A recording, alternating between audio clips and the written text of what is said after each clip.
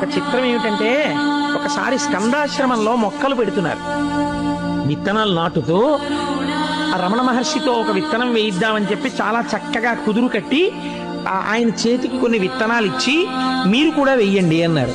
అంటే రమణులు అన్నారు, నేను నా చేత్తో ముట్టుకున్న విత్తనాలు మొలకెత్తవు. అదేమిటి అలా అంటారు, ఎందుకు మొలకెత్తవు, వెయ్యండి అని చెప్పి ఆ విత్తనాలు వేయించి నీళ్లు పెట్టారు. ఆయన వేసినవి అని బాగా గుర్తెట్టుకున్నారు. ఒక్క మొక్క అందులోంచి రాలేదు. నన్ను ఆశ్రయించిన వారికి ఇక పునర్జన్మ ఉండదు, మొలకెత్తడం ఉండదు. ఇక్కడితో జ్ఞానాగ్ని దగ్ధ కర్మాణం. అది విత్తనమే కావచ్చు. ఒకసారి నేను పట్టుకున్నా, వాళ్ళు నన్ను పట్టుకున్నా, దాని ఫలితం అంతే. కాబట్టి మొలకలెత్తవు.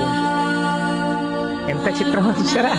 ఒక్కొక్కసారి వారి స్వరూపం బహిర్గతం అవుతుండేది. ఇటువంటి భగవానులు ఆత్మ